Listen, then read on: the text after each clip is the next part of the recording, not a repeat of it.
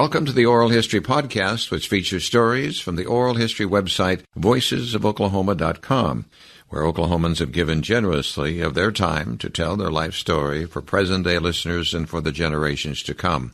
Our entire collection is available at voicesofoklahoma.com. By subscribing to our podcast, you will be notified of new Oklahoma oral history podcasts. So now listen to another interesting storyteller from voicesofoklahoma.com. David Walters was the 24th governor of Oklahoma from 1991 to 1995. Born in Canute, Oklahoma, he was a project manager for Governor David Boren and the youngest executive officer working for the University of Oklahoma Health Sciences Center. In 1986, Walters was the Democratic nominee for governor of Oklahoma, but was defeated by Republican Henry L. Bellman. On November 6, 1990, Walters was elected governor, carrying 75 of the state's 77 counties. During his term, education funding increased by approximately 30%, and a $350 million bond issue for higher education brought construction and renovation to every state college campus. Walters did not seek re-election and was defeated in a 2002 campaign for the United States Senate. He is the CEO of Walters Power International, a global provider of local power. In this oral history interview, David talks about cotton farming, Harvard, Ada Lois Sipuel Fisher, and the death of his son, Sean. You are listening to voicesofoklahoma.com. My name is John Erling. Today's date is May 15th, 2020. David, would you state your full name, please? David Lee Walters. Your date of birth and your age. November 20th, 1951 was my date of birth, and I'm 68 and a half years old. Tell us where we're recording this interview. Outside of Eufaula, Oklahoma, on the banks of Lake Eufaula, officially called, I think, Longtown area, right off of Highway 9. In a lovely place that we call the Sunrise House. It's our getaway place at the lake for us and our family. In fact, Lake Eufaula is the largest lake we have in the state of Oklahoma. It is. We call it man-made, but it's also called a reservoir lake. Yeah. Dammed up, controlled flooding. This is not a core lake, is it? It is a core lake. Oh, yeah. It is? There's a stake in the ground out there someplace where I can't get beyond that with buildings or structures, so it's more regulated, but that's fine. They keep it nice and natural. When I came in here, we were wearing masks, and I'm collecting these stories a little bit about the virus. Let's just talk about that for a little bit, because the generations to come will be reading about this period of time. I have yesterday's newspaper. In Tulsa County, 37 deaths, confirmed cases 717, in the state of Oklahoma, 278 deaths. Coronavirus, also known as COVID-19. We've been wearing masks, social distancing. How has it affected you personally? And then you have a business to run too, so a little comment about it. We've quarantined. Rhonda and I have been attempting to isolate and be socially distant and all that. We were quarantined at least 6 weeks, maybe a portion of 7 weeks. I just started going back to the office. We've got a small office, not a lot of traffic, but getting in and out of the office building, we wear a mask and only one person on the elevator and try to avoid contact with people who we don't know whether they're being isolated or not. The whole thing has just been kind of surreal. You just can't believe it's happening when the entire economy shuts down, and at the moment we're at 30 plus million unemployed. We might hit 40 million unemployed at the rate we're going. And then to see the United States do so poorly, it's made all of us amateur epidemiologists. So I've got a sheet of numbers that I track, and I compare our performance to other countries and Oklahoma's to other states. And Oklahoma's not doing bad. We always say we're the crossroads of America, but the truth is we're centrally remote. And so I think that's helped us in this regard, because we're not a destination point for all these flights and otherwise.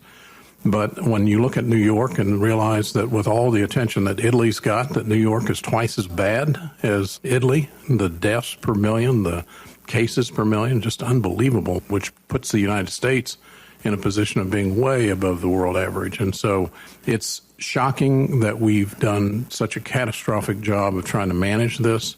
And it's just surreal that we're in this environment in which we are shut down, and now we're beginning to open up. I'm going to be president of the Oklahoma City Rotary Club, which is the third largest in the world out of 32,000 clubs. And so people are looking to us to see how we're going to handle this. And we're getting ready to migrate from virtual meetings to live stream meeting. So we'll start putting a few people in the audience and live streaming the performance for the speeches and presentations for those that aren't able to attend. It's been a major disruption, not so much on my business because we're international. We're all set up for video conferencing. It's kind of the normal sort of thing, except working from home has been a little awkward at times, but not so much. And we're at that point now, here May 15th, where we're beginning to open, and there's arguments about how fast we open. Should we open at all? Is it too soon? Should we wait another month? Those kind of arguments are going on at the moment. I've been shocked at how quickly it became ideological. If you do the surveys between Republicans and Democrats and who will wear masks and who won't and who wants to open early and who doesn't, and I think that's to some degree intentional. The current administration has been particularly good at creating culture wars, so we've somehow been able to transform this public health pandemic into a culture war, which is going to slow our progress, I'm sure.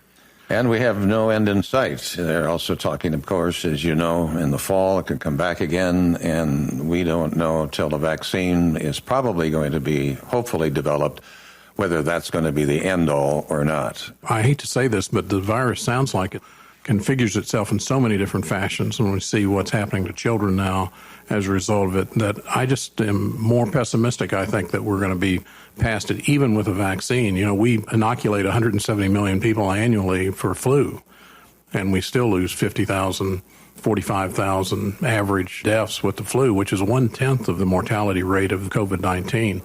I just don't have a lot of confidence that we're going to find a vaccine that is going to be more effective than that, and that we'll have this for some time. I think we'll have flu and COVID-19 haunting us for many years. Where were you born? I was born in Elk City, Oklahoma. I grew up in Canute, Oklahoma, but Elk City was the site of our community hospital, which was, not to make everything about policy, but it was like the first HMO in the country. It's written up in many cases. And my father, who never graduated high school, served on that board for years and years and was very proud of his service there. The Elk City Community Hospital, I called it a log hospital, but that's not fair. It was a perfectly good hospital. But I was born in the community hospital in Elk City. But growing up in Canute, I was noticing at one time that was a destination for Route 66. Yeah, Route 66 split right down the middle of the town. And then that dratted old freeway came along. Yeah, bypassed it. Just slightly bypassed Canute. You didn't have to go out of your way a whole lot because Canute was a thriving metropolitan area of 300 people. You can still see the cemetery there. And, you know, it's one of those old cemeteries where the Catholics are buried in one spot and the Protestants buried in the other spot. After I left office, after I was elected governor, they decided they wanted to memorialize the fact that it was my hometown. So they went to the Willis Granite Company and got a big obelisk, and they were trying to find the right place to put it. So they put it smack in the drive-through median of Route 66, but they located it right outside of the cemetery.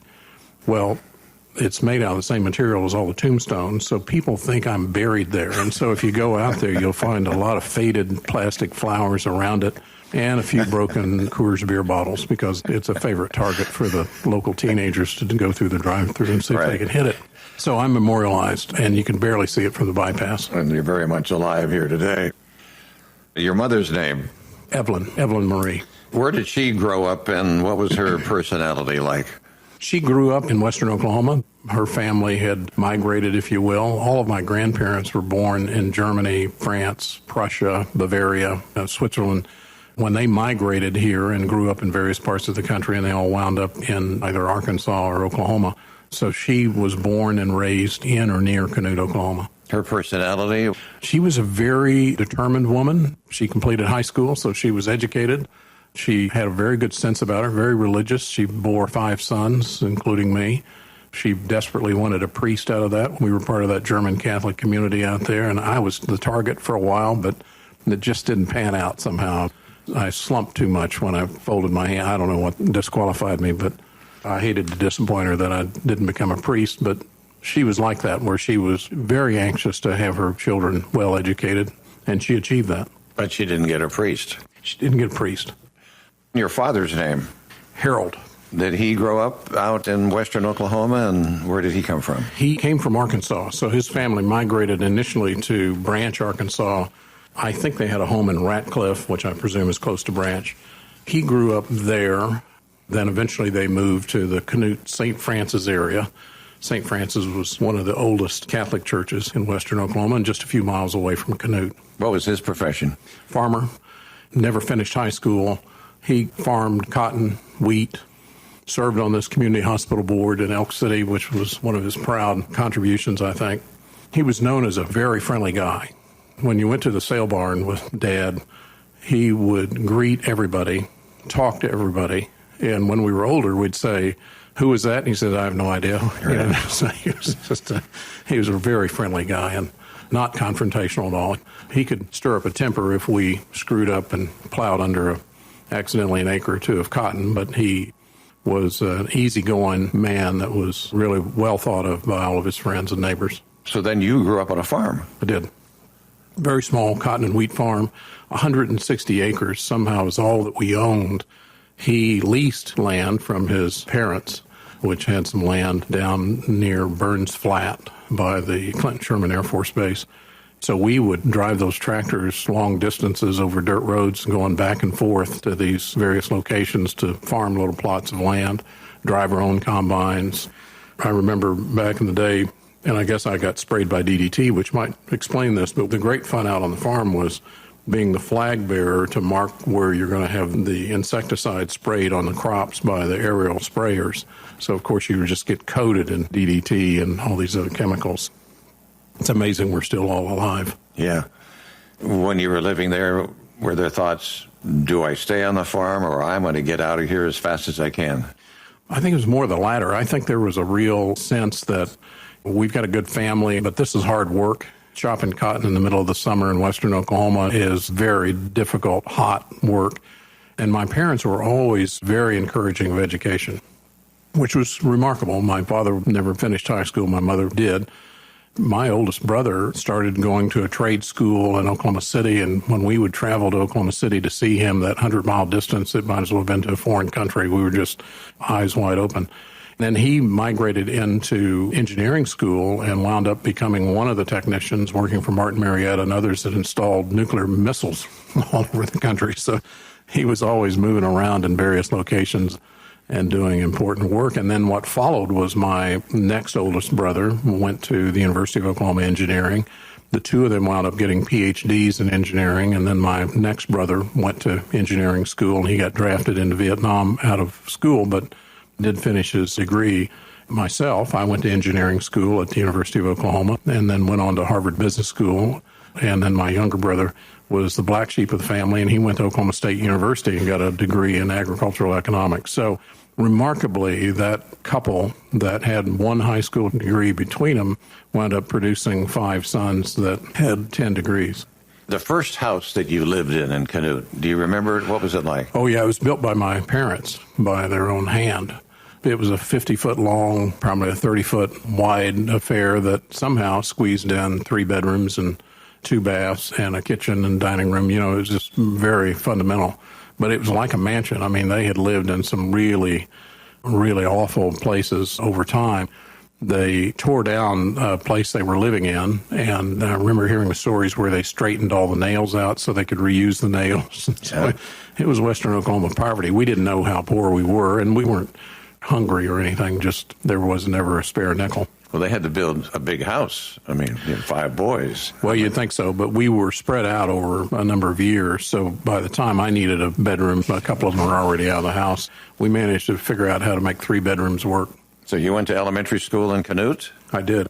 Canute was a remarkable community because of the German Catholic population, so they built a wonderful brick church there, a small church, and then they built a school around that. So for a period of time, Canute, this town of 300, maybe even less, hosted the Sisters of Mercy, who are essentially PhD qualified teachers that ran a full 1 through 12 school.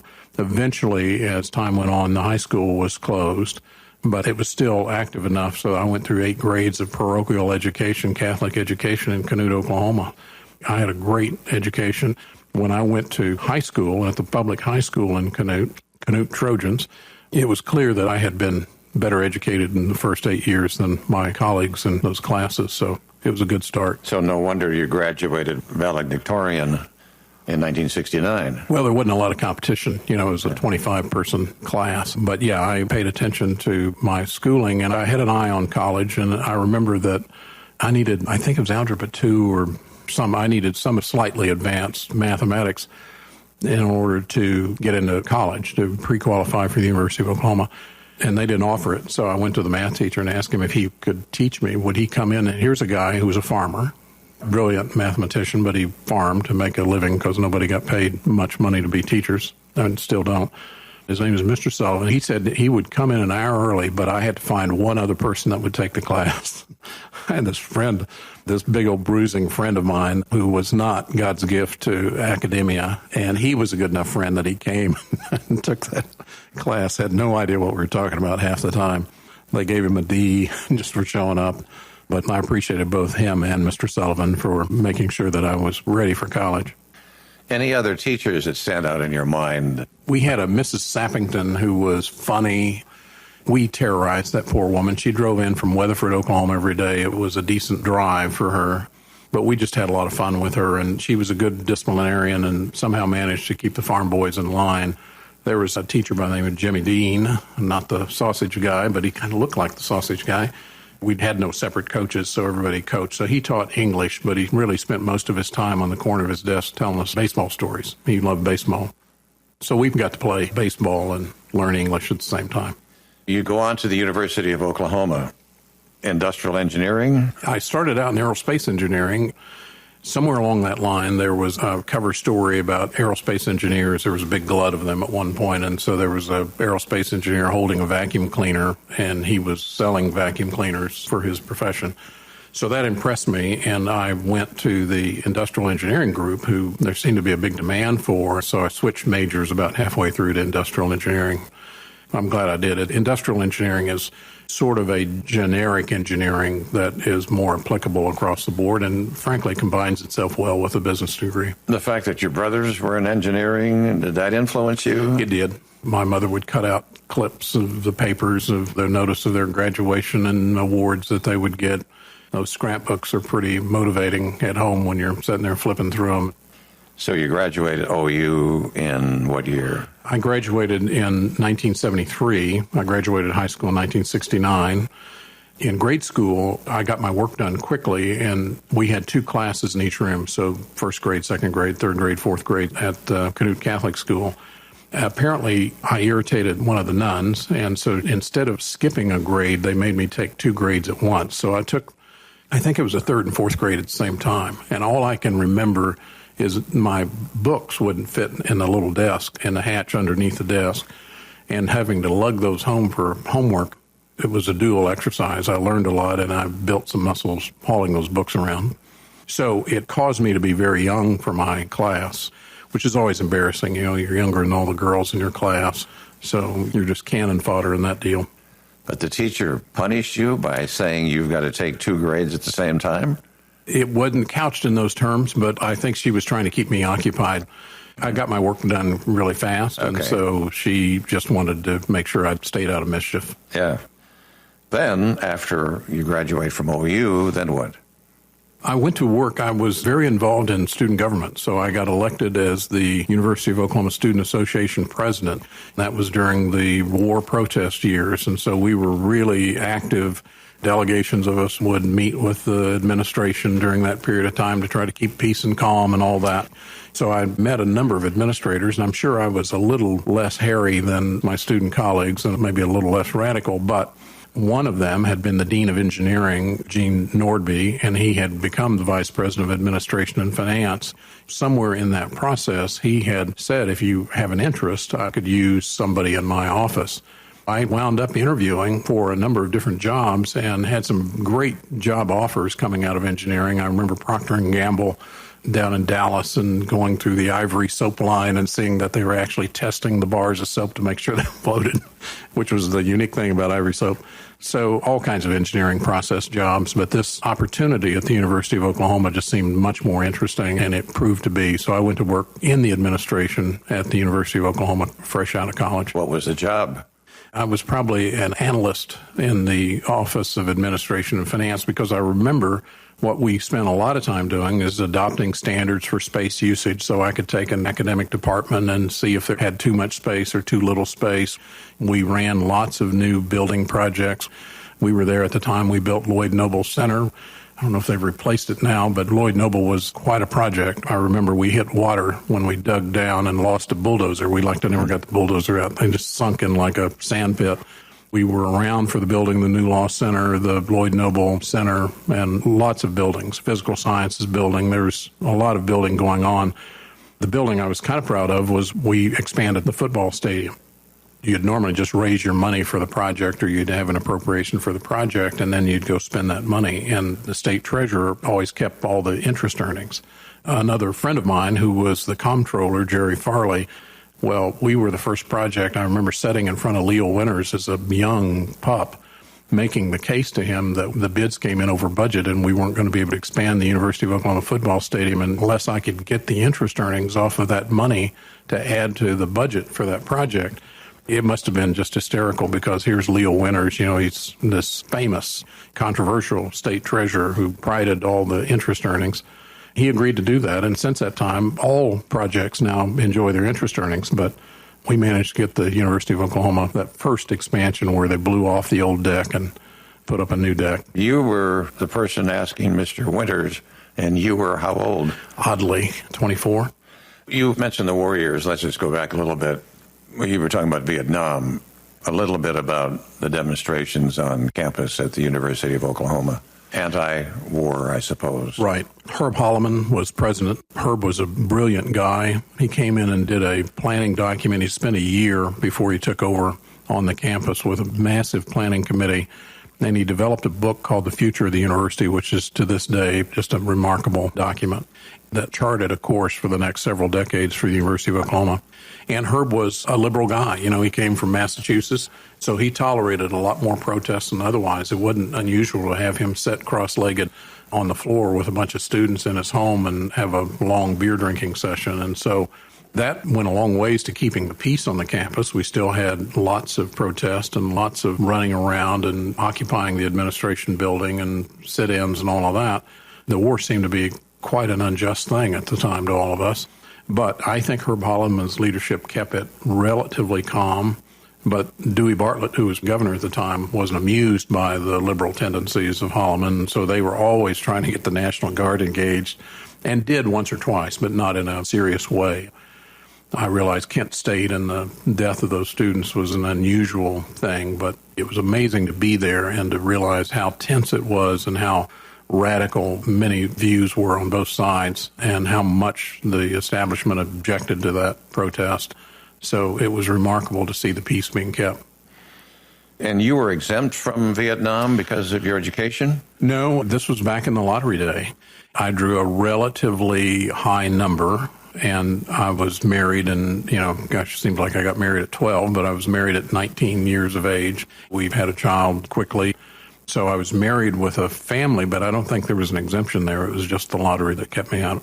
Okay, let's mention you're married to? Married to Rhonda Gale Smith. I saw her dragging Maine in Elk City, Oklahoma. It was the most beautiful thing I've ever seen, and she somehow managed to be driving a new red Buick.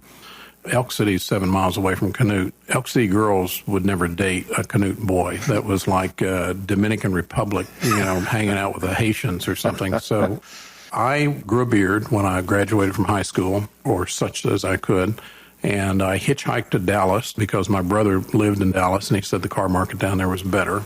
So I hitchhiked to Dallas, which is a whole other story, but I got there and went out, and I bought a 1968 Mercury Cougar and drove it back, and it had Texas plates on it. So I pulled into the Safeway parking lot while Rhonda was parked there visiting with her friends, and told her I was from Dallas, and she grew up in Texas, and so that was an immediate magnet. It took well into the evening before she figured out I was from Canute. By that time, it was too late. So then you had how many children? We had 4 children. Our first child was a son born in 1971. Sean David was our first child, and Tana is our oldest daughter. Kristen is our middle daughter, and Elizabeth is our youngest daughter. At one time when you were at the University of Oklahoma, At the age of 29, you were the youngest executive officer in the university's history. Bill Badowski, who was a very kind of wild-eyed president, very unusual, going to run for the U.S. Senate. You remember all of that back in the day. Bill Badowski stopped me one day because I, of course, came up with that press release and that distinction and issued the whole thing through the press department. He said, you got more press for that youngest executive officer in the history of the state than I got when I was inaugurated president of the university, which is not true, but that was the way Badowski spoke. And I thought it was a pretty unique distinction that entitled me to sit at the table with the president of the university. And I was at the Health Sciences Center at the time, and the Health Science Center was always at that time trying to compete for more attention from what we called the main campus. So it was a privilege to be able to sit at that table and to make university-wide decisions. I'm jumping ahead of myself many times here, but your experience at Harvard, you gained a master's degree in business, I believe, at Harvard. What was that like for you coming from Oklahoma and competing against these bright minds from many parts of the country? It really was like a foreign country. I mean, Rhonda and I, we just barely had enough money. I decided I wanted to go to Harvard. I'm employed at the University of Oklahoma, and so I go to the OU Foundation. Boyd Gunning was running that. Boyd, distinguished man, ran it for years, very diplomatic. And I went to Boyd and I said, look, I think this is going to cost me $30,000. If you'll put up $15,000, I'll scrape together $15,000. We can make it work. Well, of course, I was so sadly off on that budget. It probably cost $60,000, like I never got through there. But essentially, the university said, and this became the topic of attack editorial on me when I ran for governor. The headline was The Education of David Walters. But basically, the university put up $15,000, and it would either convert to a long-term low-interest loan if I didn't come back. But if it did come back, it'd be forgiven after 5 years of service to the university. So that allowed us to go. We drove up there. We had 2 young babies, and we had the U-Haul truck. At the last minute, I made a brilliant decision because Coors beer was not being distributed nationally at the time. So I threw 10 cases of Coors beer in the back of that truck. We go to Harvard, you're in your sections. I volunteer to have the first section party. Somehow I negotiate myself into a mansion in Arlington because 2 Armenian brothers are fighting over this house in the estate, and the attorney just wanted somebody in there that would take care of it. I convinced the attorney that I was a handyman, which I was, and I gave him a list of 20 things I'd repair while I was there. So they put me in that house, and I invited my entire section.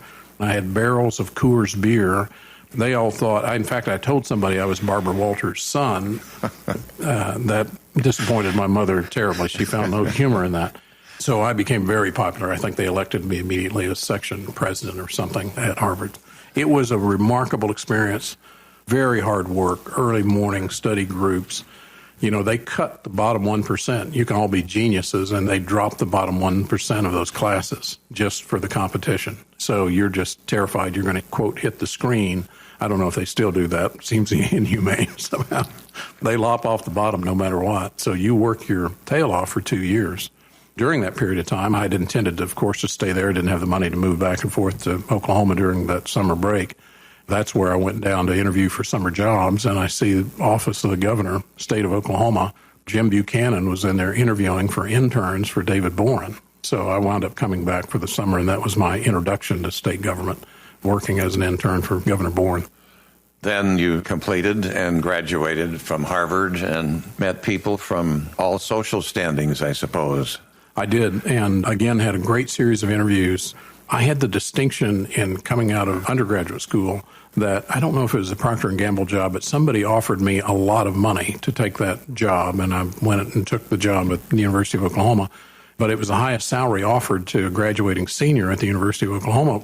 Well, coming out of Harvard, with all that competition, one of our personnel directors at the University of Oklahoma had gone on to the University of Cincinnati Medical Center, and I see an ad in the Wall Street Journal for Vice President of Administration and Finance at the University of Cincinnati Medical Center.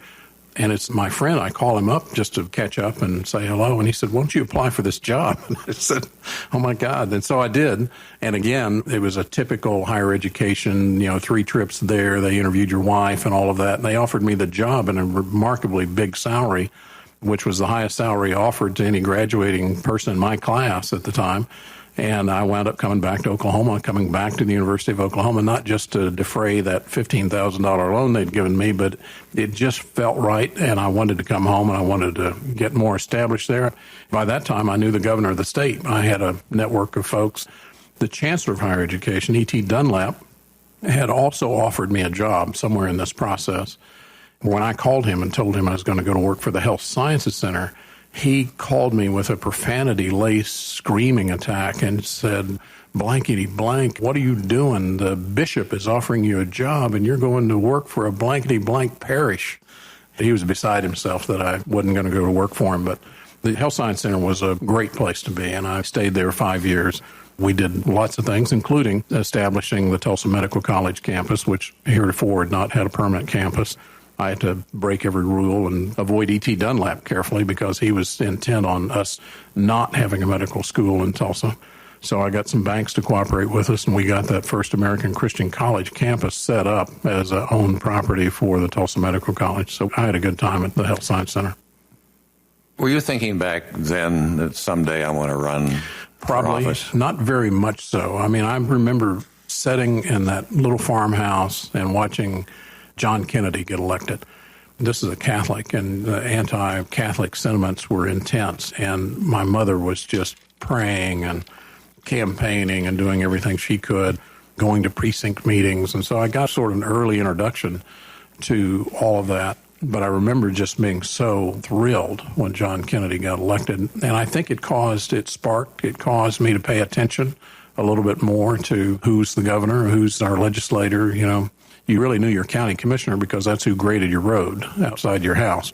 Nobody really knew who else was in government, but I tended to pay attention to it. So I think that sparked it. David Bourne sparked it by my coming back and working with him for a period of time and his staff. So, yeah, I think that all contributed. Did anybody say back then, you ought to think about running for an office? No. Well, the first time that was mentioned was Bill Banowski got in the elevator one day with me and Harry Birdwell, and I don't remember what Harry Birdwell's role was at the time. He didn't work for the University of Oklahoma. He either worked for OSU or somebody, but Harry was a tall, good-looking, bright guy for years, ran one of the agencies in the state of Oklahoma. Bill Banowski got in that elevator one day at the University of Oklahoma. This is the very first time it was ever mentioned. He looked at me, he looked at Harry, he looked at me, he looked at Harry, and he said, one of you is going to be governor. I just don't know which one. It's so very flattering. Yeah. When did you leave the University of Oklahoma? I stayed there right at about 5 years after Harvard. It was about 1982. I came out of Harvard in 1977 and worked through 1982. I went into real estate after leaving the Health Science Center. Tell us about that. Why real estate? This was in the middle of the boom. I saw all kinds of guys who I kind of presumptuously assumed were not as smart as I was, and they were out becoming wealthy. They were building things. Charlie Givens was a good example. Charlie Givens, who built all those properties at Grand Lake, built all kinds of properties in Oklahoma City. Charlie was making a fortune. He invited me to go pheasant hunting with him on a brand new King Air. I showed up in black top tennis shoes and, some muted color, and he had on perfect camouflage and matching guns. So it impressed me, and there was a developer in Oklahoma City by the name of Ron Burks who was very dynamic. He had renovated the Skirvin Hotel and was putting together a hotel group, had bought United Founders Tower and what have you. I interviewed with him and got offered a position to go to work for them and left the University of Oklahoma at that time to go into commercial real estate. What was that position? I was vice president of the Burks Group when we were doing things. The most interesting thing we did was to build the Penn Square Bank building in Oklahoma City. I obviously got in on the tail of the boom and at the beginning of the bust because that building was 18 stories. That building was 100% leased when we broke ground, and when we laid the top piece on the 18th story, it went 100% vacant. So we had this building, which was, I don't remember the numbers, but it was a $40-50 million enterprise that we were all strung out on the bank loans and what have you, that we lost all our tenants because the bust had occurred. Penn Square Bank failed, and they were taking most of the building, and GHK was taking 8 floors, and they broke their lease. The interesting thing is that one of those banks, the funding bank, because of Bill Patterson and the loose kind of loan activity that was going on then, he had failed to put in our construction loan because nobody would ever think that we'd lose all the leases. We had a leasing requirement. So we hired attorneys and forced Seafirst, which was a major national bank that was funding it, to continue funding the project. And so they were forced to fund the project. We completed the project, and then, thank God, sold it to a bunch of syndicators. I remember them all flying in one night, meetings at midnight, a big dinner at the Skirvin Hotel at midnight with the presentations being made. It was back in that go-go days. They agreed to buy the building, and we all went to the Cayman Islands and laid on the beach for a week because we just dodged a huge bullet. Yes, and you made money on it. Barely, yeah. We got out of there with our skin, but made a little bit of money. You became president of American Fidelity Property Company in 1985. Tell us about that. We had competed with C.W. Cameron, who was a major figure in Oklahoma City business world, started American Fidelity Insurance, had built a huge enterprise, and he loved real estate and big commercial real estate properties. He had 50 Penn Square and a lot of other properties. We beat him on a project in downtown Oklahoma City, which never got built because the bust had occurred, but we got the license to build a Hilton Hotel in the middle of Myriad Gardens, which was a huge competition. And I led that effort. He came straight to me after that was all over with and said, I want to hire you, and made a very attractive offer to me that gave me a lot of independence. CW was not a guy that anybody wanted to work with because he micromanaged you to death. So I had my first employment contract, which said I didn't have to report to him. I got to report to Bill Durrett, the president of the company, instead of him, and that they would give me $10 million in cash annually to invest in projects that I would choose. I mean, it was ridiculous. Again, in that interview process, Bill Durrett looked at me and said, are you going to run for governor? Which was out of the blue. I stammered around, and I'm sure I said no. There was no basis for that. There was no speculation. Nobody knew me. But there was something that triggered him to ask that question. We should point out probably the $10 million wasn't for you personally. No. It was company $10 million that you could make a decision on investing on behalf of the company. So when somebody like Charlie Gibbons showed up and said, hey, I want to take that property at Pennsylvania and 120 and completely redo it and build a massive residential area, and this is where Love's headquarters is now located, et cetera, I was the one that started that project with him. You were of service to the University of Oklahoma. Then did you become money-driven or service-driven? There's a combination of things going on here with you. Yeah, I worked at the University of Oklahoma because it was fun and interesting, and you worked with really intelligent people, and we did big things. But there was a transition going on. Bill Banowski was the president at the time, but I had gone through 3 provosts in my 5 years at the Health Science Center. And at one point, this chap who was at that time late 20s, early 30s, was doing tenure. There wasn't anybody around to do tenure. And I literally took the stack of tenure documents and went into a room and tried to sign off on tenure because there was just a huge gap in the administration at the university because of massive turnover. Explain that, tenure. Tenure was to take professors who had spent years in the trenches, stacking up publications and qualifications and giving them the right to not be fired.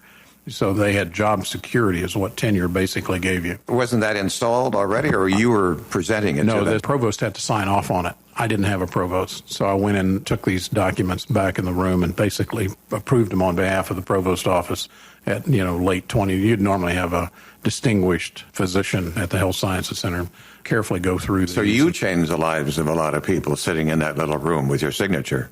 I did. One that I tell all the time is I grew up watching this black and white TV, and I think I learned to speak more as a result of the show than anything. It was called Miss Fran from Storyland.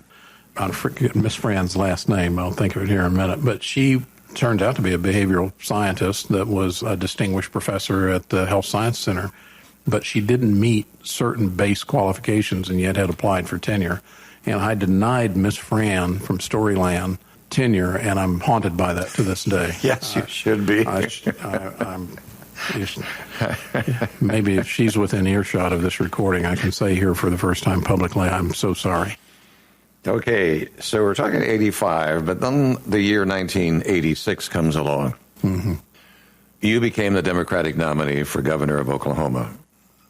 You've had these whisperings in your ear, but somewhere along the line you made a definite decision. Tell us about that. Yeah, here was the sequence. So I'm working for American Fidelity. I've got this fantastic employment contract. I've got cash budgeted to be spent at my discretion. And yet the state of Oklahoma is spiraling down. And George and I had asked me to be the chairman of DHS. That's a big deal. And this is when the governor still had some power. So he designated the chair of DHS. So I'm on this constitutional board, unaffected by the legislature, and I'm chairman of that. And everybody around the table looks to be 70 to 80 years old. But for me, and I'm early 30s at the most. So I run these meetings. We have momentous decisions to make. DHS was the largest agency of the state of Oklahoma, so it was an eye-opener. Then he asked me to be the chairman of a government reform effort. So with the gentleman that ran the city service operation in Tulsa, the two of us were co-chairs. George appointed this guy to be the co-chair because he was obviously the most distinguished business leader in Tulsa at the time. And when it came to appoint somebody from Oklahoma City, he told his staff, find me a nobody. He was having a big fight with the Daily Oklahoman, with the powers that be. They were upset about the allocation of highway funds or something. He said, find me a nobody. And Bob White, Robert White, who worked for George and I, called me up and said, would you serve as co-chair of the governor's 100-member, totally private commission on government reform? I was just thrilled. And then later I found out I made the cut because I was nobody. Nobody knew me. Nobody.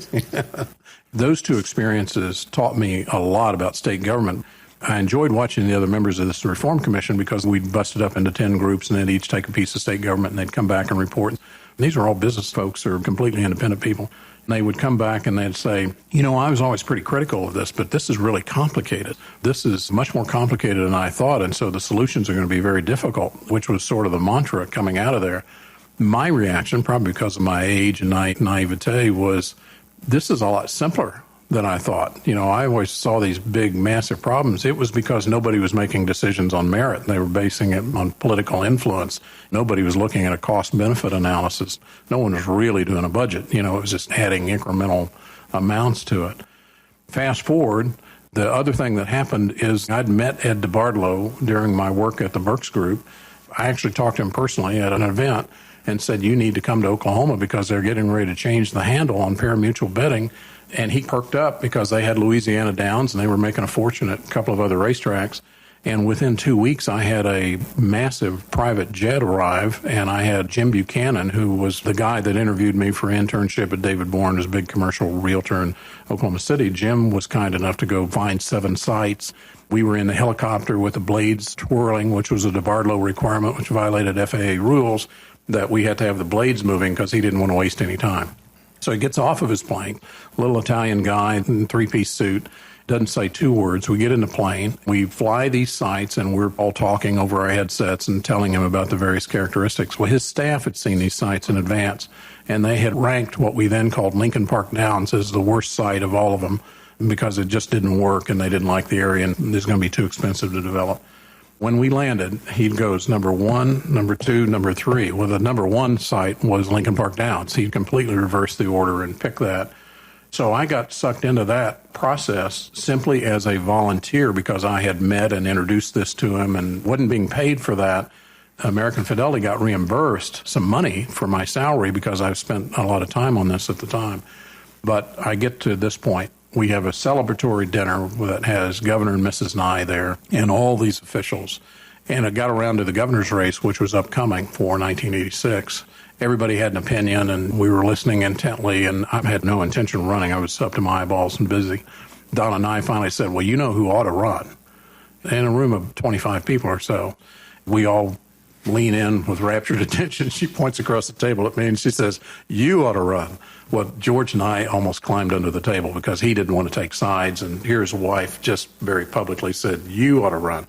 Literally, that started the process. I went home, started thinking about it, trying to tell Rhonda how we would pay bills. Somehow you couldn't make any money running for governor.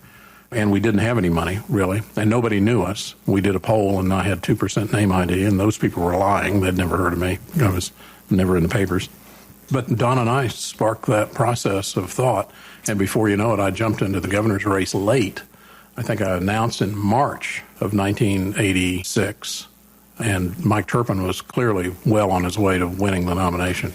You're 35 years old at that time and had no No money. And really no experience in government, except you did a lot of work leading up to that, I guess. Well, compared to Governor Stitt, I had a lot of experience. But yes, I had no formal experience other than the chairing of the DHS and that Government Reform Commission were two big, important pieces that allowed me to get an interesting perspective. In the primary, you defeated Mike Turpin. Well, no, there was a runoff. There was always a runoff for me. I've only run for 3 offices, and I've been on the statewide ballot 9 times. Tell us then about that battle with Mike Turpin. Issues or created issues. He was Turpentine, wasn't he, and all that? I love Mike Turpin, and we had a very divisive, bitter battle at the time. We've since become very good friends, but Mike had been to every county. He was DA in Muskogee, and then he became Attorney General and beat a guy who had offended the establishment because of GM tax rebates.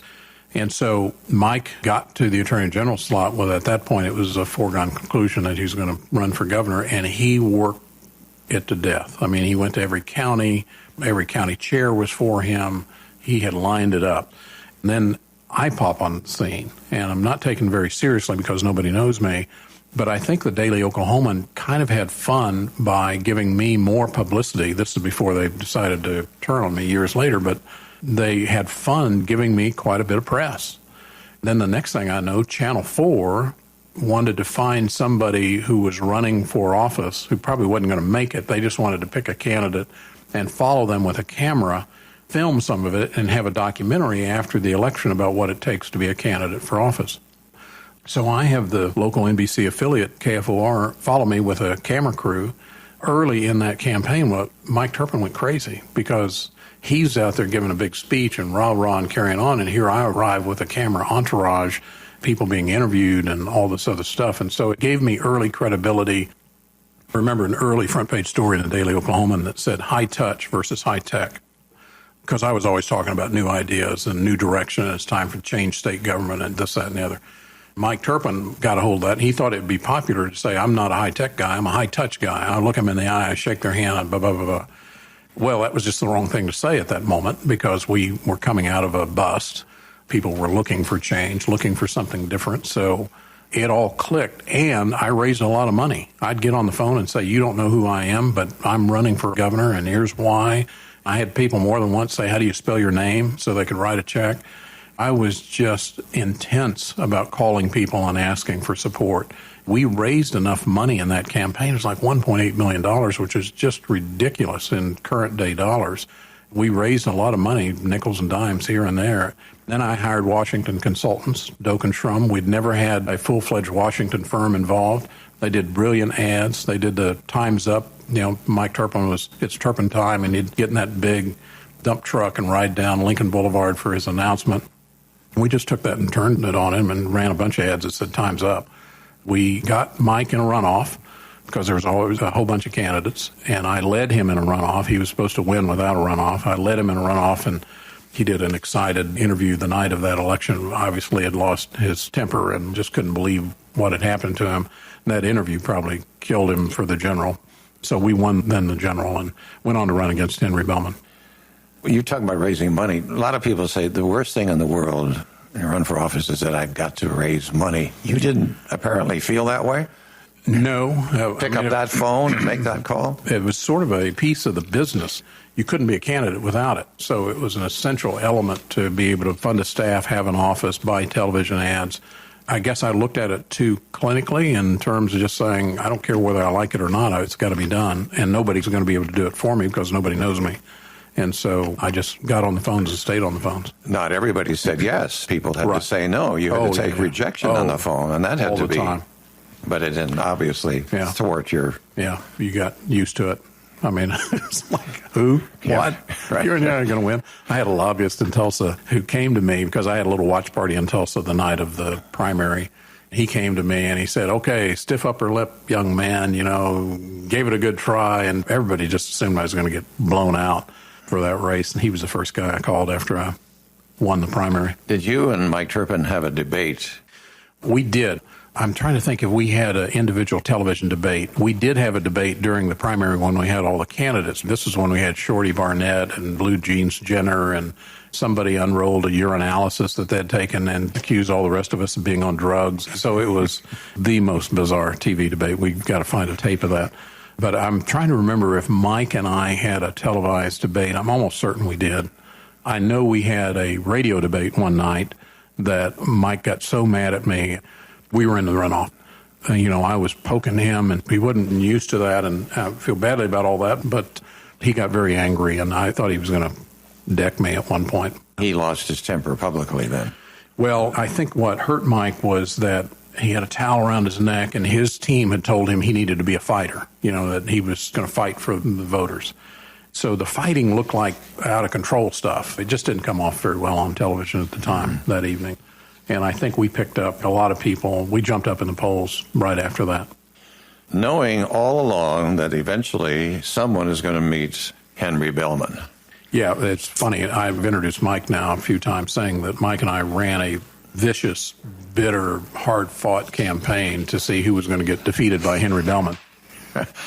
And Henry Bellman, at that time, had been... He was former governor and former United States senator. And they came out of retirement on the farm, which is a whole other story, but came out of retirement to run for governor again. And he did not need to have a runoff. He won by 70% of the votes. Exactly. In the Republican primary. That was pretty much a straightforward deal. I think Henry's deal to come back, Ed Julian and a lot of folks went to Henry and said, you need to come back here and sort this mess out.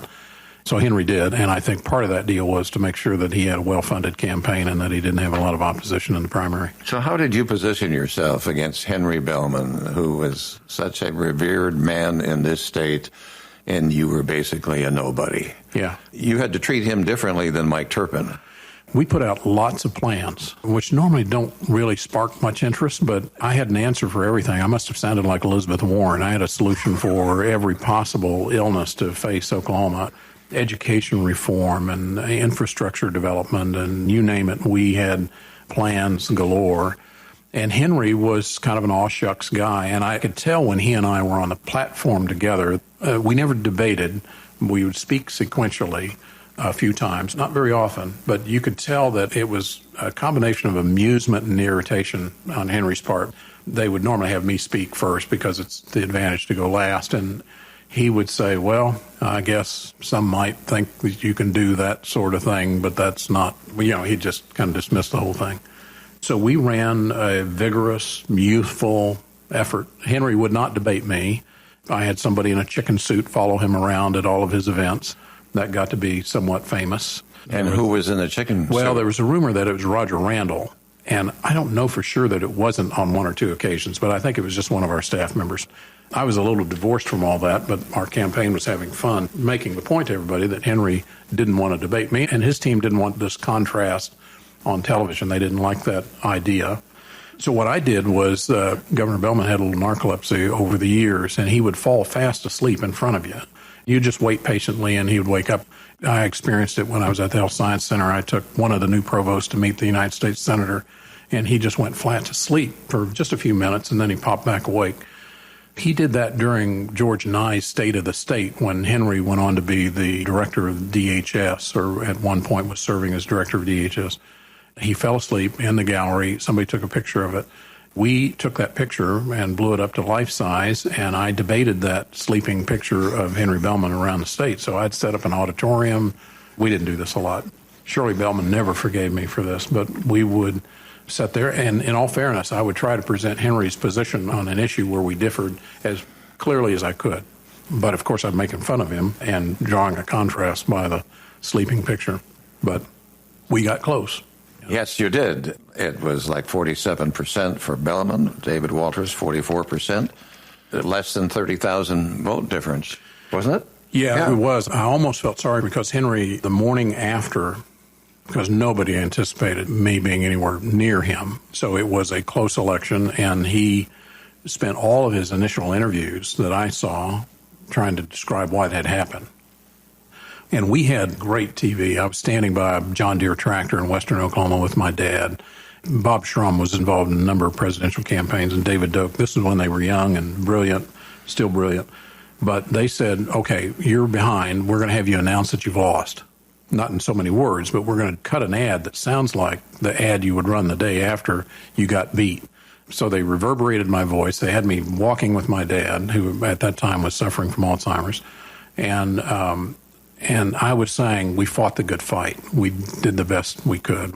We made our case for improving Oklahoma. But what is, or whatever. So it was carefully crafted language to make it sound like a concession. I had one or two supporters that got upset because we sounded like a concession. But people saw that and they said, oh, my God, what a nice young man. I wish we had voted for him. Oh, wait, we can still vote for him. Henry Bellman's team told me later, had another week expired in that election, I would have won. Because they said they were dropping like a rock, that ad was killing them. I interviewed former Governor Bellman, and he's in our library. So those of you who want to hear him speak and talk about particularly his first forays into public speaking, which he talked about, which he was known for, he's here on voicesofoklahoma.com. So you lost. How do you handle that defeat? Did you feel actually good about yourself? You lost, but maybe you felt good that you came. I figured out actually it was 26,000 some votes. Mm-hmm. You came to unseating him. So did you walk out with maybe a pretty good feeling about yourself? Somebody late in the campaign came into my office and shut the door, and they said, the problem with you is that you really don't want to win. It was a motivational speech, I think, but it was really insulting at the time because I was day and night working my tail off. But they may have seen something. I really did want to win. I thought I'd be a great governor and all the rest. Now I realize that I was probably vastly underprepared for that, but who knows? I mean, I'm terribly young, never been in government before, and while I had done a lot of different things, it didn't quite rise to that level. But, we've elected high school teachers and other folks as governor, so maybe not. But I didn't feel crushed by it. I gave a speech, which I thought was brilliant, but I think it's been said a million times. You learn a lot more from failure than you do from success, and I learned a lot from failure. I had a lot of issues with organized labor at the time. I fixed all that by the time I ran in 1990. So I was a much, much better candidate in 1990 and a much more serious candidate, had really serious opposition when I ran again. And I don't know that I immediately planned to run again, but because there was a home loan controversy, Rhonda and I had put a mortgage on our home to try to fund some last TV buys, and that was made controversial by Turpin in the runoff. Then it kind of haunted us. They had a special prosecutor, and literally I borrowed money against my home. I paid the money back. So there was nothing wrong with it, but it's the kind of thing that, I had no negatives on me, and so it's the only thing they could grab, and you can make anything sound like a negative. That experience wasn't pleasant, but it wasn't that severe. So probably 2 years afterwards, I was thinking again about running again. Then you were already thinking, well, I've made my name. Maybe there could be another time. And there was, but that was 4 years later. What do you do with your life during that time? I formed my own real estate company at that time called the Walters Company, not too innovative. And I spent a little bit of time working with John Kennedy. John Kennedy had a real estate company, which is where I went immediately. But after about 6 months, I formed my own company and began managing properties. We served as trustee in bankruptcy on some properties because, of course, we were still in the bust. There was lots of properties going under. There were retirement centers. We developed a bit of a specialty in particularly these life-saving groups where they took all the savings from the elderly and then they went bankrupt. So these people, I had to tell the Golden Acres crowd in Enid that their savings were entirely gone and the place was bankrupt. I wound up finding a unique source of financing and went to the federal bankruptcy court and convinced them that if they would give me priority liens on the property, that I could get somebody, I'm going to pay a pretty good interest rate to someone to step in and keep these properties going so they didn't have to throw people out in the streets. It was pretty unusual. Very rarely had this been applied, but the federal court could not see themselves authorizing throwing penniless elderly people in the streets.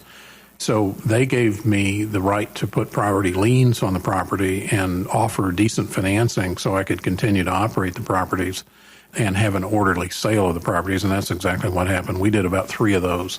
And boy, talk about painful to tell people the circumstances, but the gratification of getting those projects done and allowing them to stay in there, including with the new buyers, was very gratifying.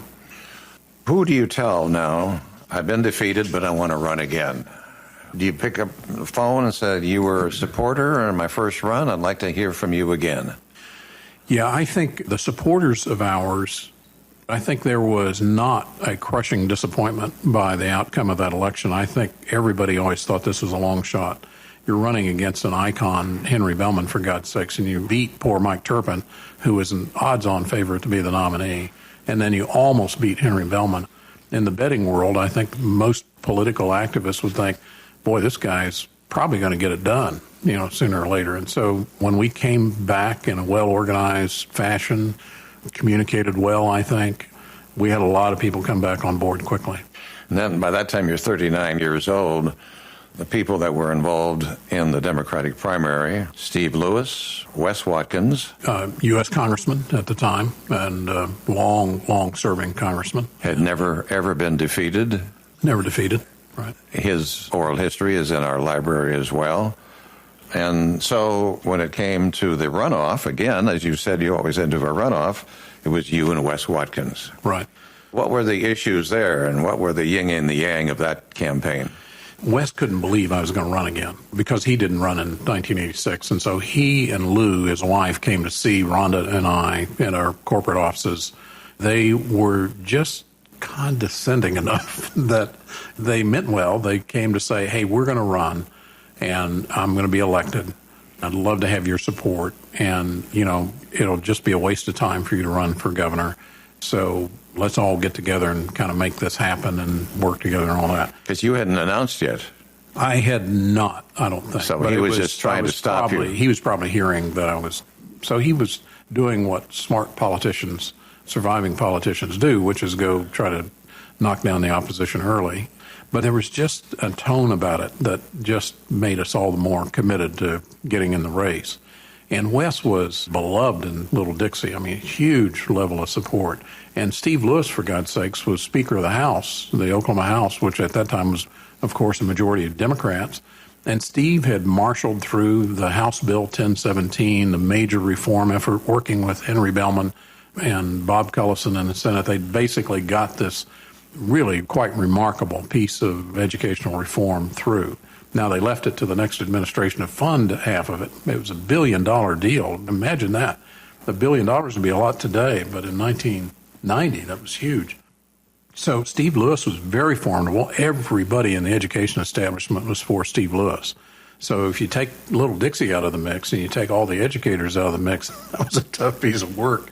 So we set about our work to do this, but Wes was so overconfident about his role in this. Rhonda and I went to an event at Pauls Valley. Everybody in the room was for Wes Watkins. Everybody had a Wes Watkins sticker on. Wes got up there and he said, me and Lou, I'm all about business. We're going to turn it on and we're going to turn the lights back on in Oklahoma. And he said, on my first date with Lou, I talked about business and turning the lights back on in Oklahoma. On my first date, we made plans for the future of the state of Oklahoma. And he got down, they said, okay, we got a new guy from Oklahoma City. That's how, if you really wanted to cut somebody, you'd introduce him from Oklahoma City. Some guy from Oklahoma City who says he's running for governor, and let's hear from him. So I get up, I give my spiel, all these ideas and thoughts. And then I said, look, I've got a confession to make. On my first date with Rhonda Smith, and I pointed to her, she was there. On my first date with Rhonda, the last thing on my mind was building a better Oklahoma or business. The place just erupted. And so I walked out of there with, I bet, half that audience. It just taught me something about don't ever cede anything to anybody because, a lot of people are there just by habit. So we prevailed. Yeah, I suppose Wes became pretty full of himself because he had run so many times and had won all those elections that I'm going to run. I'm ready now. It's his time. It was due. It was his time. It was owed, right. It was owed to him. And when he was defeated in that process, I think it's why he spun off to the Republican Party, which was sort of indicative that this was more about them than the values and the service of the Democratic Party, which is the case with many candidates, I'm sure. And he also became an independent, I think. Yeah, didn't he? For a while. So that he could jump around to win re-election again. So he was not loyal to the party, I guess is what I would be saying. So then you come down to that runoff and you beat him by just about 7,000 votes, the way I have it here. In the runoff election. Here's the interesting thing. There's one little story about this, which is another lesson, I think. Wes Watkins is attacking me for the home mortgage episode from 1986. and they're running intensive attacks and trying to make me sound corrupt. Doing a good job of that, frankly. You can't sit there and just take that, so I'm attacking Wes Watkins for various and sundry things. Steve Lewis is sitting there in the middle, and so anytime there's a third candidate and you got two of them attacking each other, you're golden, because all Steve Lewis has to do is talk about education and teachers and all these other characters out here arguing back and forth. I'm going to rise above that. Steve is coming on pretty strongly. The night of that election, the primary election, we're really not sure what's going to happen. As it turns out, Wes is leading, and I'm in second place. I'm going to beat Steve Lewis and get in the runoff. But we're really not quite certain because it's very close with Wes. Literally, we couldn't meet anywhere for privacy, and I remember getting in a bathroom with 4 or 5 people. And I got in the bathtub because there wasn't any room. I'm sitting in a bathtub. You know, there's John Kennedy and Mike Samus and a series of other advisors in there, crowded in this bathroom, trying to decide what to do because we're coming up on 10 o'clock. We're coming up on announcement time. And somebody in the room said, just go down there and say you won. Just go down and say you won, because it was really close and we didn't know what the vote was. And it was so brilliant because I go down there at the top of the hour while Wes is still trying to figure out the votes. I got behind that podium, and when the TV cameras went live, and I said, we won. Yeah, I've got a runoff, but we won. So I didn't say I'm ahead of him by saying we won. That means I got in a runoff, but I didn't make that distinction, of course. And that was another huge deal because the image that people had was that I just beat this guy that had never been beat, you know. And so we went on to a vigorous, and we did have debates with Wes. I think those debates went well, and we prevailed in that election. Yes, you did. And then it was the Republicans who were running their people, and Vince Orza, Bill Price, and Burns Hargis. Mm-hmm. And then the Republican runoff primary, and Bill Price defeats Vince Orza. You were watching all that. Was there any certain person you hoped you could be running against? They were basically unknown people across the state.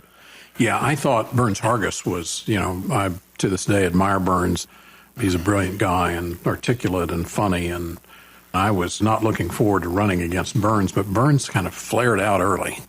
He introduced me one time, and he gave one of his characteristic, irascible kind of introductions of me. And I stood up and had remembered how much he'd spent. He spent a lot of money, some $1 million plus or something, before he dropped out of the race, and divided out based on the number of votes he got. It turned out to be $20 or $25 a vote. I said, for Christ's sakes, if I had known you were paying $20 or $25 a vote, I would have voted for you. And so he flares out early. Vince is in it and fighting this good fight with Bill Price. But Bill Price was an establishment Republican candidate. I think he had picked up the folks. And he had this thing that worked great in the Republican primary to be against House Bill 1017. It killed him in the general election, but in the primary, he took that risk and campaigned hard against it and painted himself in a corner. And he wound up beating Vince Orza. Vince Orza wasn't amused by that, and at one point in the general election invited me to his home. It wasn't really a fundraiser, but he invited me to his home to meet his campaign. I think they had a campaign gathering of staff. Well, it was obviously an act of treachery in the Republican Party, and then Vince later ran as a Democrat. But the race with Bill Price was just, you know, here was a guy, law and order, you know, solid Republican establishment. We weren't there yet as a state. Today, you know, Bill Price would be a really attractive candidate. But at that time, being anti-education and all the rest of that was not good. And I beat him like the redheaded stepchild at a family reunion, you know, 75 out of 77 counties. Yeah, 57% for David Walters, Bill Price, 32%. Tell us how good it must have felt to have won. Well, you just get a little full of yourself. You know, you win that kind of election after those 2 election cycles. As I observed our new governor coming into office, who'd never served in office before, coming out of business, you could sort of see the same kind of little naivete mixed with arrogance. And I think I had a bit of that. I literally had people wanting us to start doing stuff in New Hampshire. Literally, I mean, wanted to go because of the upcoming presidential. They wanted to have a presence in an early presidential primary state. I can't believe that conversation. But we came in, and I was devoted to try to deploy the same kind of systematic analytic efforts to find good public policy and to convince people that it was the right thing to pass. One of the things I did that was indicative of just hard work There are budget hearings every year that's held by the budget director, and every agency, however many hundreds of them, come in and make their case for their budget. That's always a very low staff thing. Out of that comes the detail that gets built up on the budget.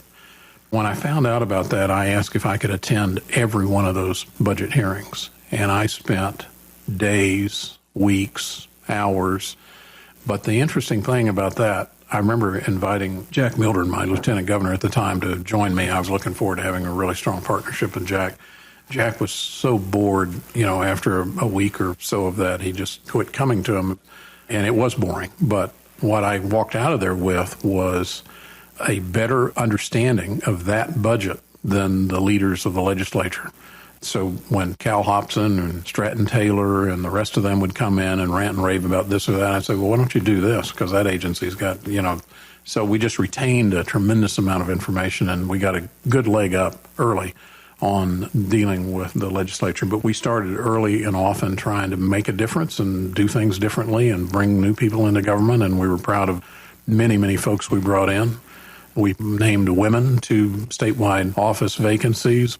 We had more minorities and women in our cabinet than had ever occurred, and I think is still the record in that regard. DHS, I recruited Ben Demps out of Europe to come back here to run the largest agency. The Office of Personnel Services was run by African-American gentlemen, and so we tried to bring in new people and diverse folks and build a good, strong government. My research said that you launched major initiatives in children's, rural development, and welfare reform programs. Quality Jobs program was recognized nationally, successfully sponsored significant workers' compensation reform. Widely respected Technology magazine recognized you as the nation's leading governor in the introduction of technology to government applications. So You were busy, and you had to feel quite proud about all that. Yeah, United Airlines had a competition where to put this multi-billion-dollar maintenance facility that they were going to locate someplace and create thousands and thousands of jobs. And so we went through that competition early. In fact, I talked about it in my inaugural address and then called a special session of the legislature to try to develop an incentive package immediately after being inaugurated, all of which was very unusual. And while we ultimately put together a good offering, and this was a democratically controlled legislature, getting a set of corporate incentives enough to compete in that project was mind-numbingly difficult. People would range from just being socialist enough that they didn't want to have anything to do with corporations, not really accepting reality of what we had to do to compete. I came out of that process, and who runs a national competition to find their Secretary of Commerce? Nobody. I put together a search committee. Jim Tolbert ran that search committee. He had other business leaders on it. They looked all over the country. They found Greg Main in Michigan as a number 2 guy. And Greg Main was brilliant, came back. He was responsible for our technology innovations and much, much more. But I told Greg, I said, I don't ever want to go through that again. Please go find the best job incentive package in the country and make it better and come back here and let's see if we can pass it. He did exactly that. He came back. We had Quality Jobs. I remember trying to get anybody in the legislature to sponsor it. I never got anybody to do it. We finally browbeat poor Ted Fisher, and they now call Ted Fisher the father of Quality Jobs. We finally got Ted Fisher to put his name on it and somebody else, and they did a great job of marshaling it through. But we passed that, and U.S. News and World Report called it the best job incentive package in the country, and it still exists. If I was governor today, I'd get rid of it, because I think it's outlived its purpose and it's become very expensive. And over the years, the legislature has amended it, so now it's become a bit more of a giveaway program than a real jobs creation program. But at the time, it really served its service. Bill Clinton became president during my term, and he offered up these Medicare and Medicaid waivers, which we took full advantage of. And so we reformed that. We created the Oklahoma healthcare system. We had our own Medicaid service agency created by a friend of mine, Gar Splinter, who went to Harvard Business School with me. Brilliant doctor. And he served many, many years in that post. I negotiated a compact. We did the first compacts with Native American tribes because they had these old bingo parlors and little tobacco smoke shops and all that. So we went to them and negotiated compacts and said, we'll quit suing you. Henry Bellman had at one point 9 law firms suing Indian tribes, and I got rid of all that. I pitched a big tent on the Capitol grounds, invited all 39 tribes and their leaders to come. I said, we're going to sit here and take notes. Tell us what's wrong with our relationship. Let's figure out a way to fix that. And out of that came these compacts, which floated a $300 million bond issue, which built a facility on every higher education campus back when $300 million was something. But embedded in that was a fiber optic system that began this network around the state. And we got 2 NASA consultants to come in out of Houston to talk to us about how to communicate using that for rural medicine, for example. So during my term, we had the first reading of a X-ray in Guyman, Oklahoma by a physician in Oklahoma City because we began that telemedicine effort. And so it was fun keeping everybody on their toes, moving quickly, having widely diverse things. People were really responsive to change, I think, in many respects, not always. We tried to provider tax. We didn't do that. 1017 came up for a vote of people, and we managed to keep that from being overturned. And 1017 was a challenge because, as I said before, it's $1 billion of improvement in $1990, which is still remarkable. But only $500 million in taxes were passed. And so it was left to me to find $500 million in savings. My God, I was selling the state airplane. I was doing everything I could possibly do, and we funded it. At the end of Mary Fallon's first term, education funding had been cut 38%. At the end of my first term, education funding had, according to AP news sources, increased 38%. I was proud of all that. And you should be, but I'm going to bring up the name of Ada Lois Sipuel Fisher. When you look back in your career and so forth, it's got to bring a smile, as it just did. You smile because she was a key figure in the civil rights movement in Oklahoma, applied for admission to the University of Oklahoma Law School in order to challenge the state's segregation laws. We know that story, and I have interviewed her son, Bruce, who tells the story, and you can hear that on voicesofoklahoma.com. Tell us where you came in on her story. I had made 2 appointments to the University of Oklahoma Board of Regents. One of those appointments passed away, and another appointment resigned in the middle of controversy. So I had 2 openings on the University of Oklahoma Board of Regents. I have this Republican friend, Wayne Copeland, who is generally regarded as sort of out there, but Wayne is a brilliant mind. Doesn't play well with the kids, but he's got a brilliant mind. And one Saturday, Wayne comes roaring into the mansion grounds. He had a copy of George Cross's book that was titled Blacks in White Colleges. George Cross, the long-term president of the University of Oklahoma, who wrote a number of books and very thoughtful pieces, had written this book. And in there, he had it earmarked like crazy. I think Jack Black was with him. So Jack Black, president of American Exchange Bank, both of these guys, hardcore Republicans, but always wanting to do the right thing, come blowing through the gates of the mansion, found me, made me sit down, and walk through this and said, you have got to appoint Ada Lois Sipuel Fisher to one of these vacancies. And I said, who? Heretofore, nobody really knew that story. It was buried in a little book, a paperback book that Cross had prepared. But he talked about Ada Lois Sipuel Fisher in that book. And I said, God, that sounds like just a brilliant thing to do, because this was a partial term of the Board of Regents. Ada Lois had some age on her at the time. But I thought, what a wonderful signal that would send.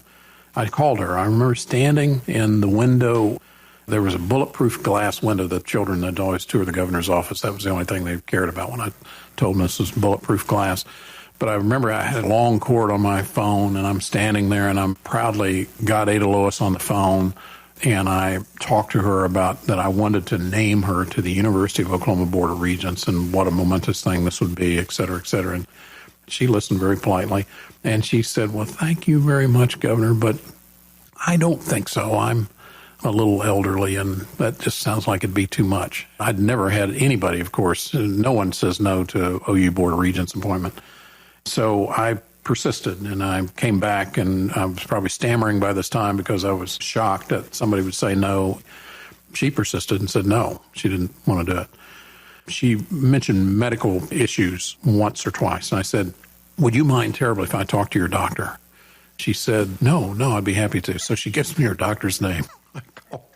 I call the doctor, and I'm saying, hey, this is a 49-year closing of the loop. This is a woman denied access to admission to the College of Law, and now I have an opportunity to put her on the governing board. We got to find a way to do this, but I don't want to seriously hurt her health. This is a short-term thing. She can spend as much time on this as she wants, but I think the symbolism goes well beyond what contribution she'd make. Can she do it? Will she be up to it? He asked me a couple of questions about frequency and this and that, and he said, well, let me talk to her. So he calls her, and then I still don't get a yes. I get a maybe. I'll think about it. I said, can I come see you? Because I'm kind of running out of time. So one Saturday, screeching up in front of this small house in northeastern Oklahoma City was two black SUVs. We'd advanced to that point, I guess, by that time. So I go in there and sit with the family and make my case. And she finally relented and said yes. I'd never worked that hard in my life to get somebody to join the OU Board of Regents. But it was a closing of a loop of history like none other. It was a wonderful thing. It is a wonderful thing. It's a great story. Let me review here for those who may not have known that in 46 she applied to the University of Oklahoma, was denied because of her race. 2 years later, in 48, the United States Supreme Court ruled in Sipuel versus Board of Regents of the University of Oklahoma that the state must provide instructions for blacks equal to that of whites.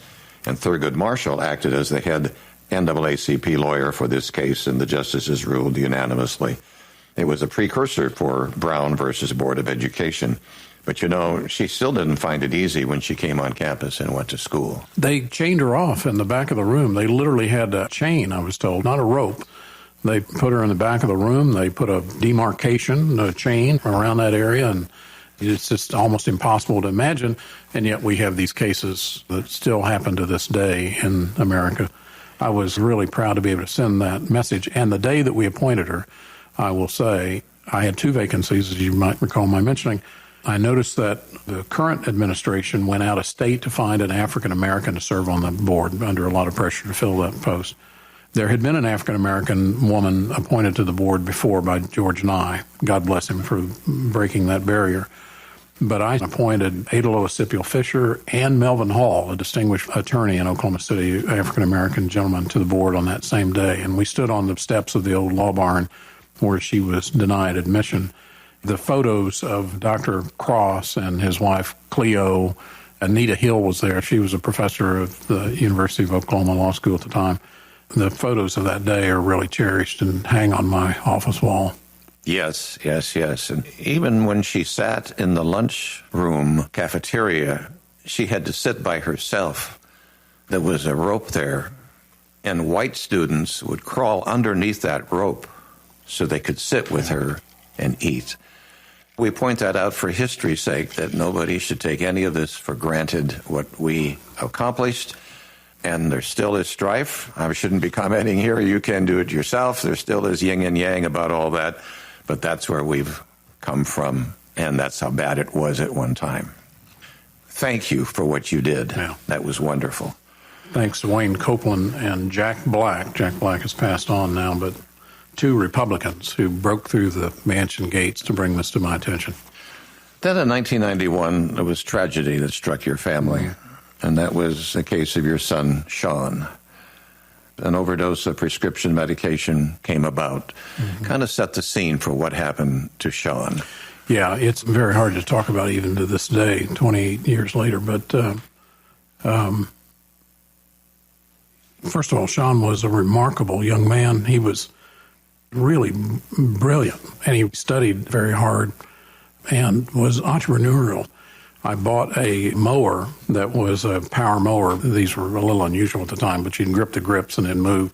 He would go mow the lawn because he couldn't push the mower, but he could guide it. So he was entrepreneurial. He was always raising money. He bought a car before he was 16 so he could fix it up. He was tall and a handsome young man.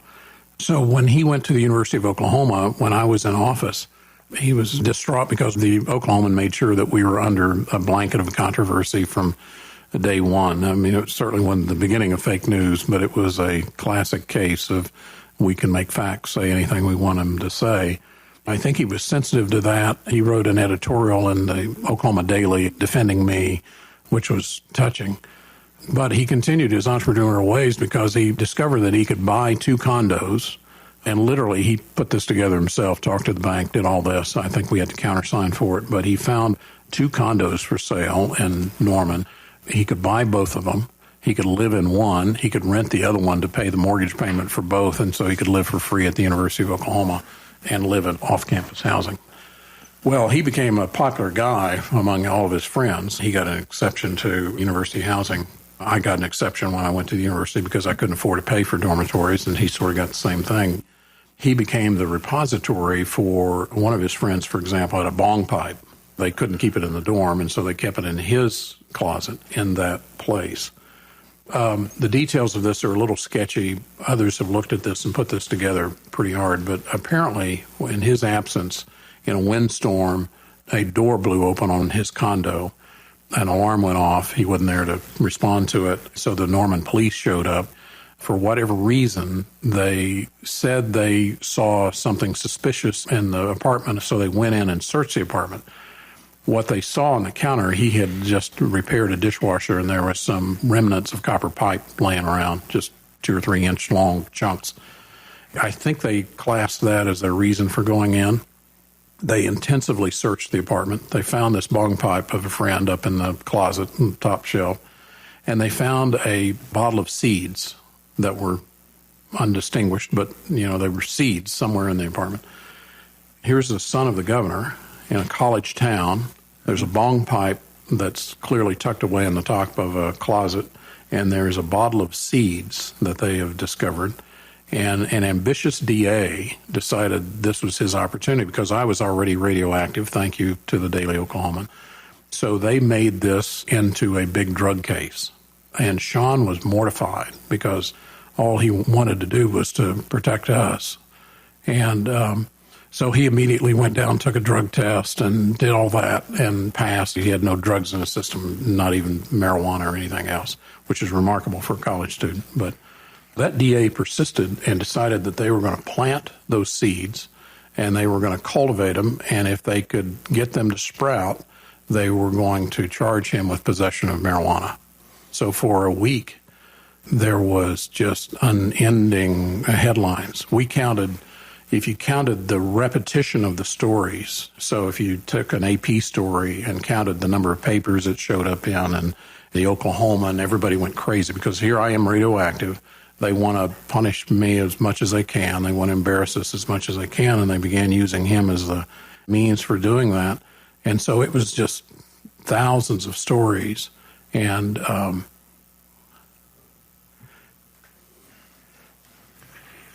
he just couldn't take it another minute.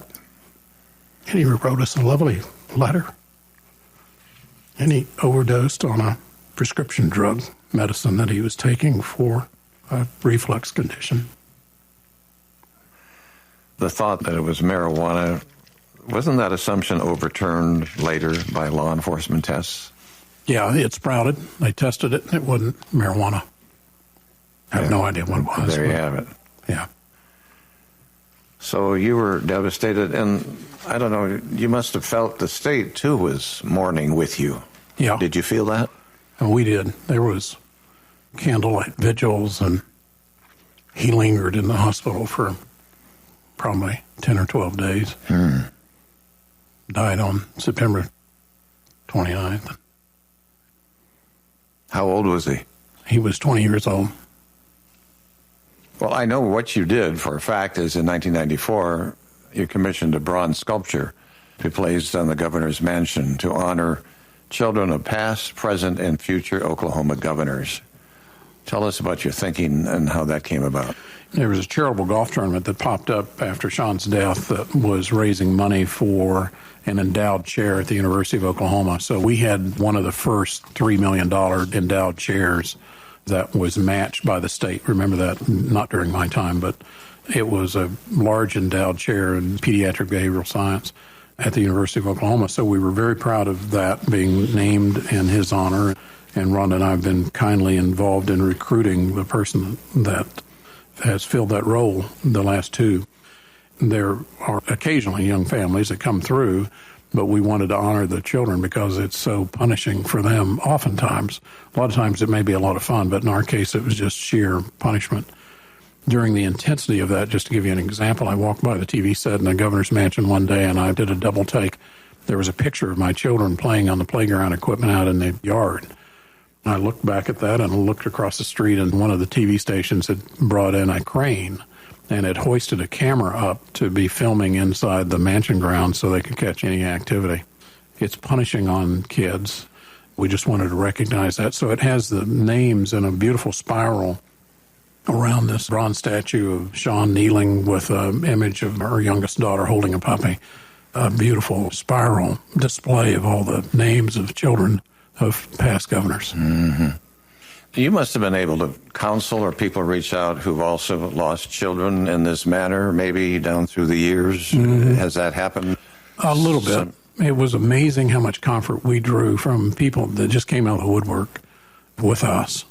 We've done some of that, I think, for people who've had similar tragedies, but probably not enough. Real quickly, why were you so radioactive? Why was the newspaper after you so much? And this was part of it. Why? Well, early on in my administration, one of the guys who had supported us was a fellow by the name of J.B. Bennett in Okmulgee. J.B. had a water park there, and he was a former legislator, and he desperately wanted to be the head of tourism. He sort of made that clear all along. I was freaked out about having any conversations about anybody because I knew that was not appropriate. But J.B. was unrelenting in his efforts to support us and was always doing interesting things and unique things and was not a bad politician. But one of the things that he apparently did, I noticed that this decrepit water park, all of a sudden during this campaign, started having all kinds of capital projects occurring to it every time I'd be there for an event. Suddenly he was improving the water park and making it a lot better in Okmulgee. But it turns out, in my view, what was going on was that he was collecting cash from people under the pretense of those being contributions to our campaign and taking that cash and spending it on his water park. And then telling these people that, yeah, he had arranged for them to get a certain job or this, that, or the other. It's kind of hard to tell if you look at the stories which ones are purely made up and which ones he actually deceived. There was a carpet layer, for example, who said he had been promised a job at OSBI as an investigator. I had left my checkbook wallet. I'd misplaced it. I'm going to be charitable and say I'd misplaced it. He had taken it and copied it and tried to find things suspicious in it that he tried to make a big deal out of. This guy was like a terrorist. He was involved in the campaign. We were very reluctant to put him in charge of tourism, although he had some qualifications for that. He ran a water park. He served on the tourism committee when he was in the legislature. But at the time, we just weren't sure he was up to it. So I had a conversation with him. I said, JB, I'm going to give you a shot at this. We're going to ask you to run the tourism, but we want a tight rein on this, and we don't want any funny business. Almost immediately, he began, I heard a story where somebody gave him a fancy rifle in return for something. He went over and toured their offices one day, and he had some very attractive women that he had hired, and he was making salacious comments in my presence to them. It was just so inappropriate and unprofessional. And then we were hearing these stories, and so early on, I brought him in and said, JB, as I said, we're going to try this, and this didn't work out, and so I'm going to set you aside. Well, he went crazy. He got a couple of colleagues. We had a young man who was involved in our campaign who had a terrible addiction, and we weren't aware of that at the time, so he started disappearing on us. When we figured out that he had an addiction, Ron and I, in that campaign, still didn't have any money, and we said, we will pay for you to go to a rehab center in Oklahoma City. If you will check yourself in there, we'll pay the bill, and if you come out of there with a clean bill of health, you can continue with the campaign, otherwise you can't. He lasted about a day, and then he ran off, and so we just said, you can't be involved in the campaign. Well, he showed up on the fringes of it, helping JB and all this, so because both of them had essentially been fired by me, the two of them conspired, and these were the guys that went after Ellis Edwards back in the day. These were the guys, this other chap, that just did a marvelous job. They had a good relationship with press people and others, and they were really expert at it. So they kept a negative story going all the time. The Daily Oklahoman was very eager. Daily Oklahoman ran 2 negative editorials on me daily in the last stages of that campaign. They tried everything they could do. They've got a big editorial the day after that says, we told you so, which is a story about their friends saying he was going to win anyway, and so Ed Gaylord, who I met with right after I got elected, I said, look, I'm really fiscally conservative. I'm a penny-pinching guy, but I'm socially going to be pretty liberal on things, and so you're going to like some of the stuff I do and not always the rest. He came out of there and told Lee Allen Smith, he said, he's a funny guy. He wanted to know why I subscribed to the Dallas Morning News, which I did not subscribe to the Dallas Morning News. So he had all these images He thought that I had something to do with downplaying his roping arena outside of Oklahoma City. But anyway, I went out of my way to try to calm him down.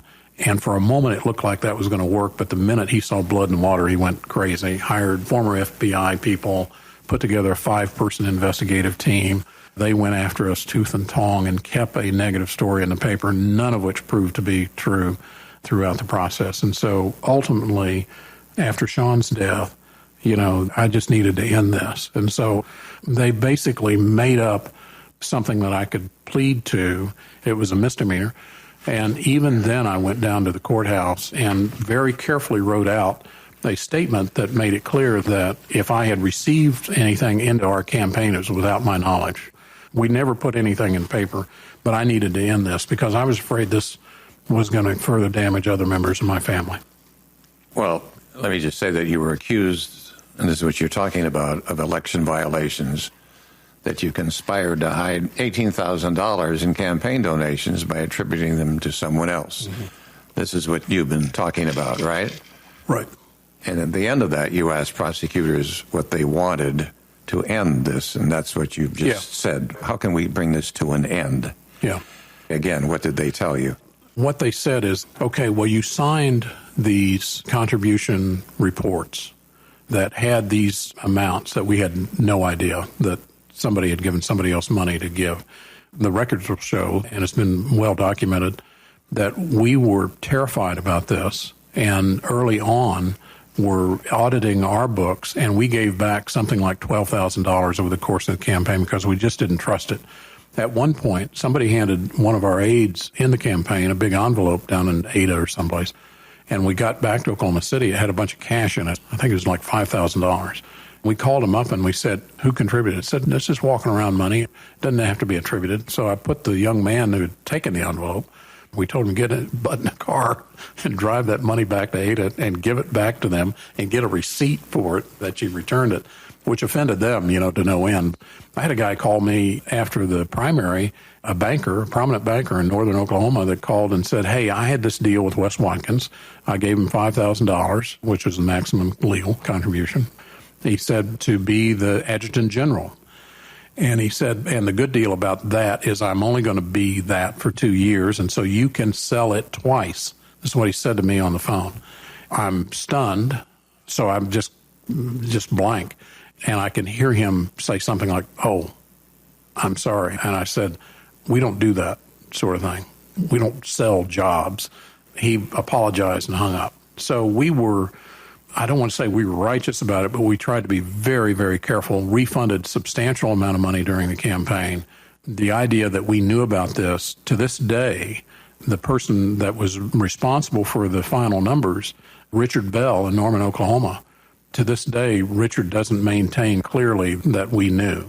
We had more money coming in than you could count. It was clear that we were going to beat Bill Price. And Richard Bell insisted on seeing me. I'm driving through Shawnee. He's at a hotel off the highway. I sat down and he said, so you want me to raise money? I said, Richard, you do whatever you want to do. Thank you for your help and support.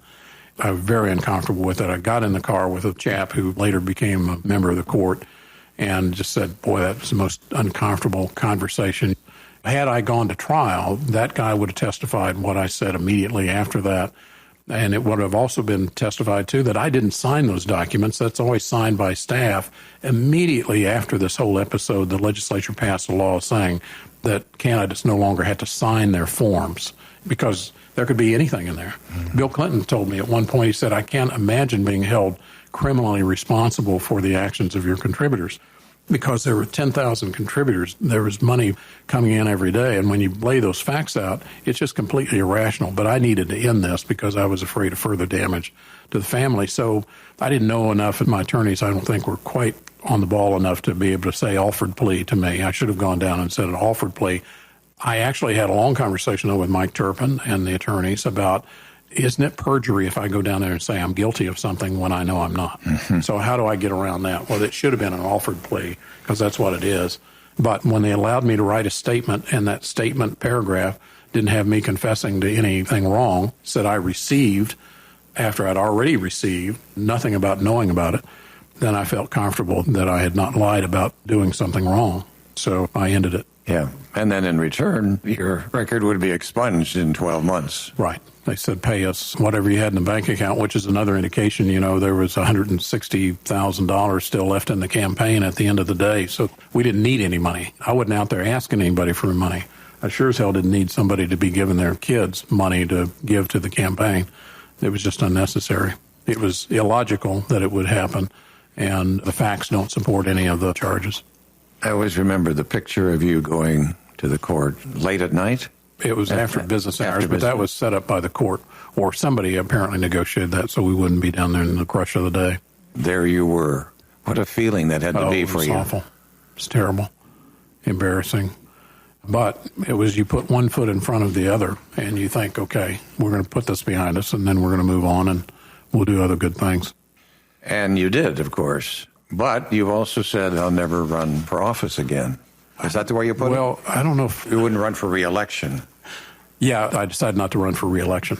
We polled it, and, it wasn't out of the question, but I'd had enough, and it was time to move on and have somebody else. The interesting thing is part of that decision not to run was it would have been a brutal campaign and terribly negative and all the rest. But, incumbents have some power in that process. But literally what I did was I made a list of everything I set out to do, and I had done about 3/4 of everything on that list. So I thought, why would I go through this again?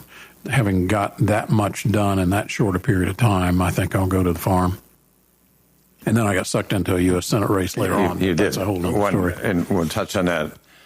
You then went on and entered the international independent power business. You have a company known as Walters Power International. Did that come about after? Yeah, so when I left office in the early part of 1995, I went to work for Don Smith. Don Smith had a company called Smith Cogeneration, and he named me president of Smith Cogeneration International because he hadn't done a lot of international work, although he had a couple of projects going. He was convinced that there was great opportunity in Pakistan and in Haiti and in all kinds of other places around the world. And so literally I spent the next year in an airplane traveling to all kinds of interesting but unusual locations. I learned a lot from Don and learned a lot about the power generation business because there's all these nations that cannot figure out how to build enough power generation to supply their needs, and they don't have the capital to do it. So you go in and you negotiate a contract that says, we'll finance it, we'll build it, but here's the agreement to be paid. So we'll sell you the power. You can resell it for a profit, but nonetheless, you're going to have the power to be able to do that. And it was basically called independent power producers. We went all over the world to provide those kind of plants to countries that couldn't afford to build their own power plants through their own electrical generation activities. And in a way, I still do that to this day, 25 or so years later, that we are still in that business. I'm on the phone. You heard me take a call about a transfer of funds from an emerging Africa infrastructure fund in London. We have attorneys in France handling this because this is for a project in Benin, which is a French-speaking country in West Africa. I worked with Don for a year, and then I formed my own company called Walters Power International, and so that company's on the edge of 25 years around, and we've been everywhere, done everything. We've done power barges that we floated into countries. We did 3 projects in Pakistan, which was remarkable. I sat with the leader of the country, and he was bemoaning to me some friends who I'd met through Don Smith invited me to come back and sit with General Musharraf, who had taken over the country, and he was bemoaning to me that he had been in power for 7 years, I think, and hadn't built a single kilowatt. And I said, building a plant is easy. Getting paid for it's the hard part. And he said, what do you want? I said, well, I can build this, this, and this, but I'd need a $100 million letter of credit issued by a U.S. bank that has no protest in terms of its drawdown, and that would be my security for building a plant. A month later, I get this big envelope at my residential address in Oklahoma City with all kinds of stamps and seals and all that on it. And it was basically this $100 million letter of credit that was to be used for security. I didn't dare take it to an Oklahoma City bank, but I took it to a bank down in Texas and said, will you finance this project based on this? They said, yeah, we'd do that. And I said, it's in Pakistan. And they said, based on this letter of credit, it could be on Mars. We don't really care. Wow. And so we started a whole new way to build power plants. GE in Houston told me they redid their turbine manufacturing forecast based on what we had done in Pakistan because they thought this was going to take off everywhere. And it did in a way of how you can do a plant. They could issue a letter of credit but they didn't have enough money to pay for it. So anyway, that started a process. Those were bigger projects. We tend to do smaller plants. We've got a little plant down in Tyler, Texas that's taken advantage of a deregulated market. Electricity costs can go to $9 a kilowatt hour at the drop of a hat, which it did last summer several times. We play in the electricity space. We do some renewables. We're involved in some wind projects in northern Oklahoma. But we still do a lot of international stuff because it takes a special level of patience and understanding and tenacity to get those done, and not many U.S. companies will stand still for those. Nobody will question your brain power, but after your experience in the governor's office, what would have led you in 2002 to run for office again, and this time against Senator Inhofe? I guess this would be his second term? Yeah. That he was running for? It would have to have been his third. I think he'd been in for a while. All right. And so he was well established. You had this experience. Some of it was good, some of it was bad. Yeah. Why? Yeah, it was I think somebody had made an argument to me that, you're always going to have that ketchup stain on the front of your shirt because of all the controversy that Ed Gaylord and others manufactured until you win another election. So I think that sort of stuck in the back of my mind. But more importantly, I was just amazed at, and I think Jim Inhofe's probably a decent enough person, but he just seemed to be a really bad senator. If I looked at the amount of highway funding that we got back, as poor as we are, we were a donor state in almost every category. And that changes from time to time. But at that time, we were paying for highways in New Jersey with our tax dollars. We didn't have people there beating it to death to make sure that we got everything we needed, and there was so much more to do.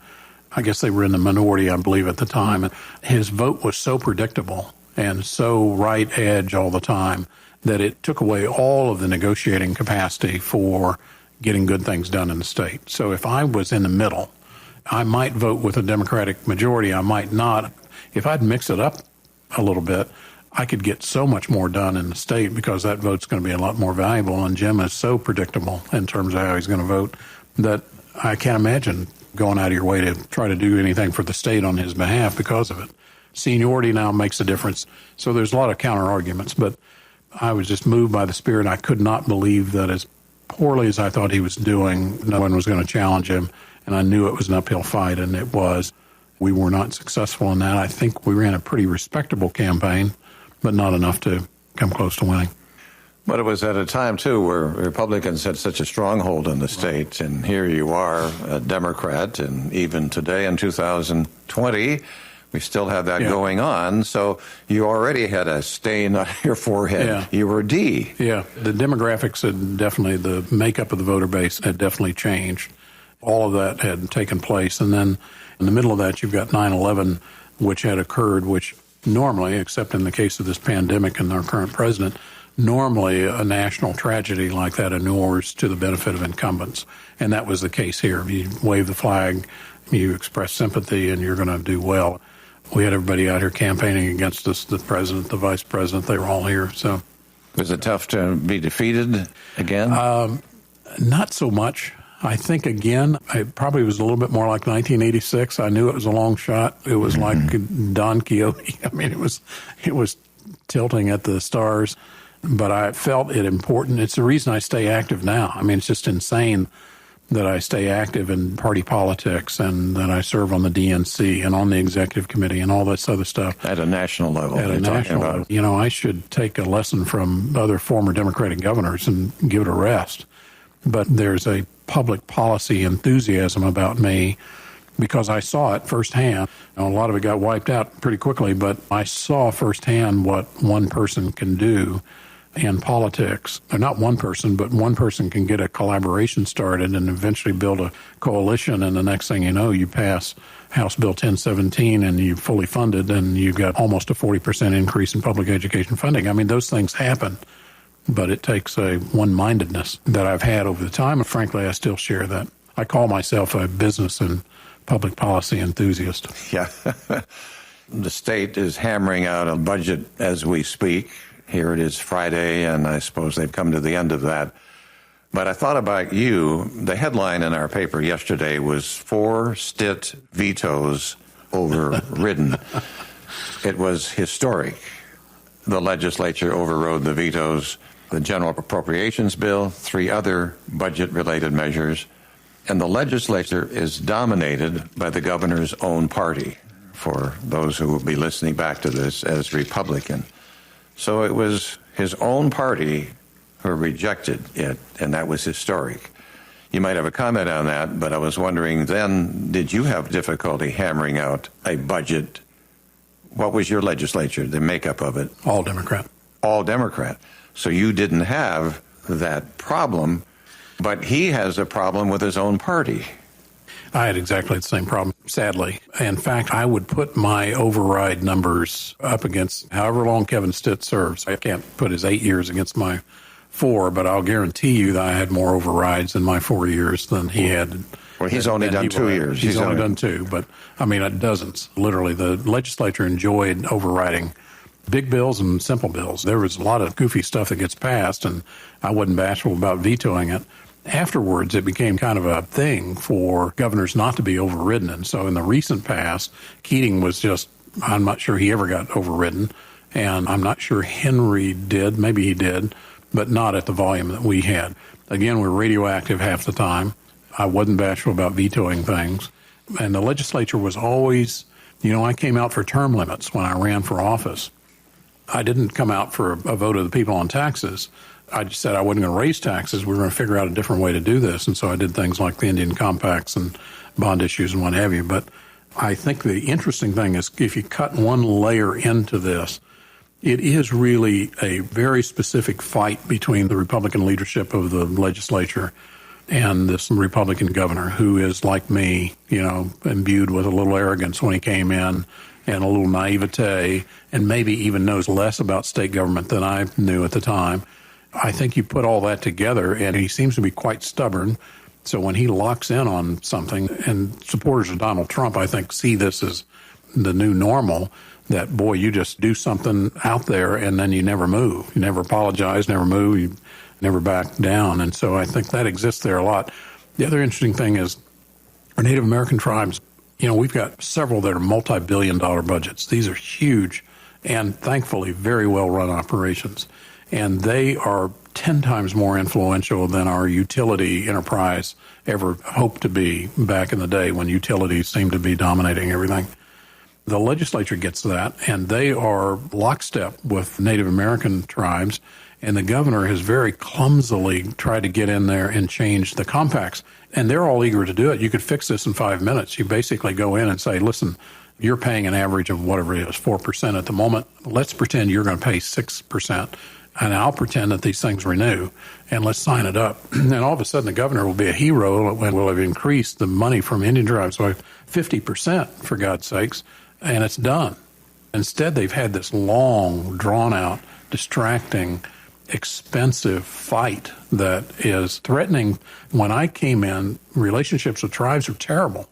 I went to Tahlequah, Oklahoma, and I stood behind a podium, and I said, I endorse the sovereignty of your nation. No governor had said that before that. I got rid of all those 9 attorneys, and we started negotiating compacts. We had a big listening conference, although we didn't know to call it then. So I feel badly that this governor has, boy, if there's an economic engine not to trifle with, it's that one. They're keeping us alive in rural Oklahoma with just their contributions to rural health care. We're closing hospitals, and they're opening care facilities at twice the rate that we're closing. So it's too bad. He wants to raise the rate from 4% to, is it up to 10%? I don't know what these... But it's significantly higher. Yeah. That's the major issue. They have a negotiating position. They'd be very happy. And who knows what that rate would be. I think had they not created such bad blood, because now I think they fear we're not respected. They don't understand our economic engine. The Cherokees alone contribute to 165 public schools. They don't have to do that. They're building roads and highways and open up health care facilities to non-member. There's all kinds of stuff that they don't have to do. And what I fear is we're going to see a retrenchment of that because we've had nothing but excellent relationships for the last 25 years with our Native American tribes. And they've only grown stronger. billions and billions and billions of dollars. Not that they don't have other business interests, but 169 casinos in our state is not anything to be trifled with, for something that's outlawed for the rest of us. So as you reflect in government, is there those things that you are really, really proud of? You've already talked about many of them, so maybe there isn't any one, but tell me how you reflect on your service to Oklahoma. I really appreciate the diversity. I think that we went after early, 25 years ago, that wasn't the most popular thing to do. And today it's automatic to some degree. I tell people, look, we've made so much progress, and we've done this, and we've done that, and we've done this. But trust me, racism is alive and well. And that seems easy to say now, but that's what I would say back then to try to stir people to be supportive of an effort to create more gender and racial diversity within those that are doing the hard work in these trenches of governing our state. And so I think we had a lot to do with getting that started. I think, the rest of the stuff kind of comes and goes. Quality Jobs was just a way of coming up with a mechanism that was creative to incentivize job creation. As I said, it shouldn't continue. We should do something different and more creative. But the idea of just bringing creative solutions, I was shocked when I walked into the office to find out that virtually nothing happens based on merit. It all is based on political influence, either that of the legislature or your party or big donors or others. And so we did a lot of merit-based stuff and didn't get a lot of credit for it, but that's the way that ball bounces. So advice to young people considering public office of any sort, what would you say to them? Well, Mike Turpin famously calls politics show business for ugly people. And I do think you've got a lot of people that oftentimes just want to be famous or well-known, or it's a way to get more broadly known. And my advice is make sure you know why you're running. I ran because I was just shocked by the spiraling down of Oklahoma. We were losing telephone connections, losing population. It was a mess in the mid-1980s. And I got in because I was just convinced that I could do a better job. And I had seen enough of it to know that the solutions were not as complicated as people make them out to be. So when you run, make sure you've got a reason to be running, a goal of what you're going to change, and not just that you want to be famous or that you think you can get elected or whatever. You should have a purpose to guide you as you go through that difficult campaign and then as you go through the very time-consuming and taxing effort to govern. How would you like to be remembered? Business and public policy enthusiast, I guess. Are you a wonk? Yeah, a little bit of that. I mean, I'll whip up an Excel spreadsheet in 2 seconds, but I enjoy understanding the numbers as you go through one of these things. That probably does make me wonkish. But I hope I'm remembered as somebody who came out of very humble beginnings and made a difference. Yeah, you did. And I want to thank you for this. I'm looking out here on Lake Eufaula as we're doing it on a rainy day. I appreciate your forthrightness. Some of this was extremely sensitive, and you agreed ahead of time to talk about it. And for that, I thank you for participating in this Voices of Oklahoma Oral History Project. Thank you, John, for doing this 234 times before me. I just only regret the fact that I ranked 235 on your list. All right. Thank you. Thank you, David.